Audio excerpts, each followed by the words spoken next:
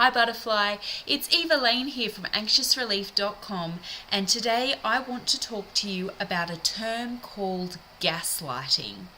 What is gaslighting? Gaslighting is a tactic that's used by abusers to make you feel like you're going crazy. So it's a campaign of manipulation that someone who quite often you're in a close relationship with, so it could be a partner, it could be a parent, it can be a friend, or it could be a work colleague. It's a campaign that they use to make you feel like you're going crazy. So a good way to explain it is, if you've ever read the Roald Dahl book, The Twits, it's about this horrible couple called Mr. and Mrs. Twit, and they hate each other. They're a man and a woman, they're married, they despise one another, and they do everything that they can to make each other feel like they're unworthy, they're unloved. And one of the things that Mr. Twit does to Mrs. Twit is he glues little pieces to the end of her walking stick to make her feel like she's shrinking. So that's an example of the type of manipulation that abusers can use when they're making you feel like you're going crazy. So they can manipulate your environment and by, moving things around on you, by putting things in different places, by so many different ways. They can make you feel like you're going crazy by changing things around in your environment. And the other big way that narcissistic abusers gaslight you is they manipulate your memories. So you might say, "Oh, remember a couple of weeks ago when you said this?" And they'll turn around and they'll say, "What do you mean? That didn't happen. That never happened." Absolute denial of the fact that, something that you have in your memory happened, and because you trust this person, you believe what they're saying, you want to believe what they're saying, you don't want to think that they would hurt you, so you think the only rational conclusion is that you're crazy. Now, what does this have to do with anxiety, I hear you say? So many of my clients who have come to me for energy healing have been the victims of this type of abuse. It's insidious, it's insipid, and it's also highly energetic. It is one of the I suppose tools of energetic warfare, I guess you could call it. It makes you question everything. It makes you question who you are, where you are, and what reality you're living in. So if you have a hunch, perhaps, that you're experiencing something like this, something like gaslighting, someone's manipulating how you're thinking, how you're feeling, your environment, and your memory, then this is definitely worth your attention. It's definitely worth thinking about. And you might even be at the stage where you're severely doubting your sense of self. You're severely doubting your ability to make connections, to draw reasonable conclusions, and that can have a huge impact on your energetic boundaries, can make you completely lose your sense of self, and can leave you second guessing everything. So I just want to give you some examples where I personally have experienced gaslighting in my life. Now, all of these examples happened in the workplace, and all of these examples happened with other women, which is really, really interesting. So the first time that I found that I was subjected to gaslighting was in my first job outside of uni. I was working for a company in Sydney, and my boss wasn't much older than me. And so every day I'd go into work and I would get a different version of my boss's personality, just depending on what mood she was in. Some days I'd arrive at work and she'd be friendly and she'd be, saying hello, and she'd be interested in me and my life and how was your evening. And then other times I would walk into the office and she wouldn't even acknowledge my presence.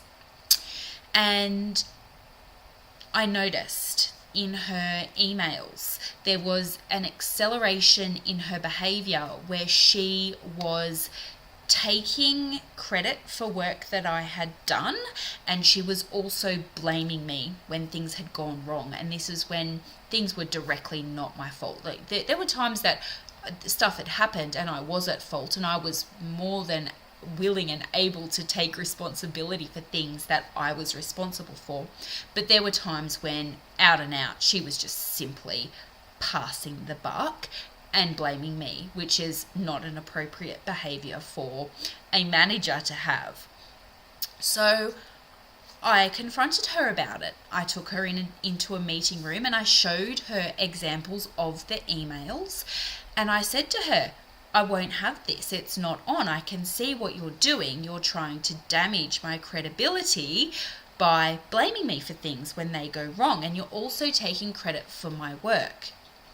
And her response to me was, I don't see any of that. That's simply not happening. You're reading this wrong. You're interpreting this wrong. And me, as a 21-year-old, sitting there, my first job out of university, listening to this person who was supposed to guide and mentor and manage me in the workplace telling me that I was perceiving and interpreting this situation incorrectly, was hugely eye-opening for me at the time, and it absolutely shifted my confidence, my feelings of, I know what's going on here. And I really did question, am I overreacting here? Is this something that's actually quite acceptable that I'm taking offense to? And I can sit here and I can laugh in hindsight because I know that what was happening was absolutely unacceptable. She was behaving in a way that was completely unprofessional and immature as well. It's something that at the time I took on board as completely my fault. So I then took on that energy, and from then on, I took that behaviour as being something that was quite acceptable and quite okay. Fast forward a few years, I was working in a different workplace, and this time I was working with a colleague who was having huge emotional outbursts in the workplace. She was having multiple tantrums a day. She had our manager. We worked in a team, and we had a manager. She had our manager bullied to the point where my manager felt she couldn't take action against her, and we were all under the rule of this particular woman at work. That was the crazy thing. And I saw that everyone was putting up with it, and I put up with it to a point, until I actually found I was going home after work and I actually entertained, for the first time and the last time in my life, suicidal thoughts. And I grabbed myself and I snapped myself and I thought, hang on a minute, this girl cannot do this to me. So again, I decided to talk to her about the behavior. And I took her into a meeting room and I said, look, what's been happening in the workplace here, where No one else is allowed to critique your work. This is work that was being published in the newspaper, so it was pretty important that it was correct. No one's allowed to critique or edit your work. Our manager can't make decisions because she's fearful of your manner and how you will react. You have decided where each of us are sitting in the office, and your behaviour towards me in particular was very stalkish, I suppose you could say. She was wanting to know where I was going for lunch, what I ate for lunch, what I was eating for dinner,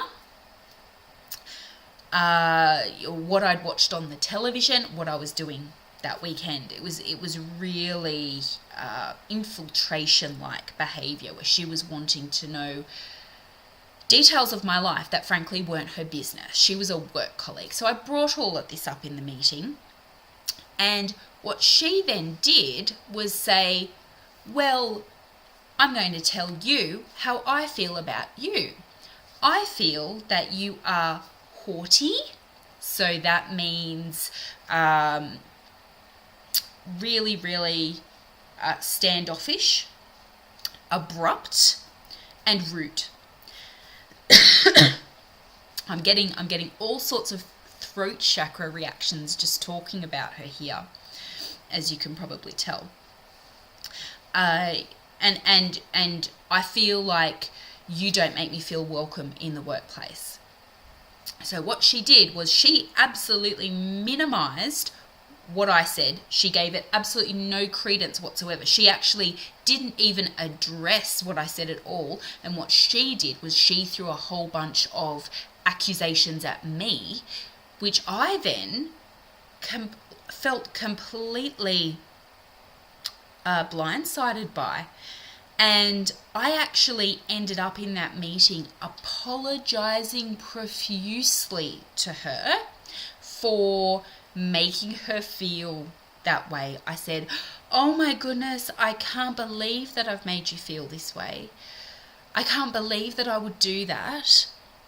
All the while I was believing it. I was believing that this was absolutely true, because why would she say it if it wasn't true, right? Why would someone make up stuff like that? After I had just told her how I was feeling, how could she then not tell me how she was feeling? And you know what? That may have been the way that she was feeling, because to be honest with you, in my personal experience and in the experience of a lot of the clients that I've spoken to about this type of abuse, the abuser feels that they're doing nothing wrong. They feel completely justified in what they're doing. They feel like it's completely okay to do this because they actually feel like they are above you in the circumstance. So that's why it's often a a tactic or a symptom of narcissistic abuse, because the person who does this feels that you don't have enough value to feel like you're sane. All you are is an instrument to what they want to achieve. So the fact that you're feeling all of these things, it's literally nothing to them. They don't care.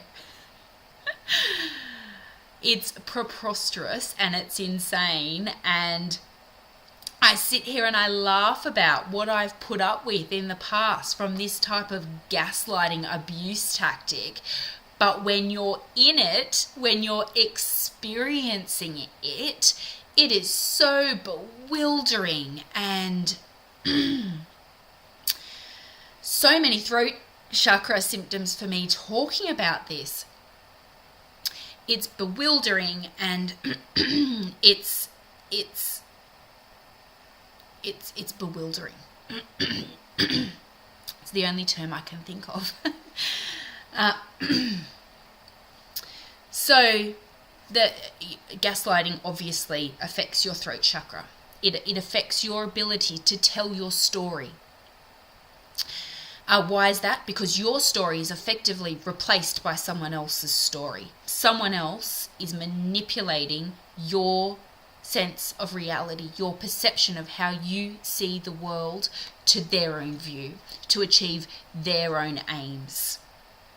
What you need to do is to get space between you and your abuser. And if you're not in the circumstances where you can get physical space from your abuser, you need to get energetic space from your abuser.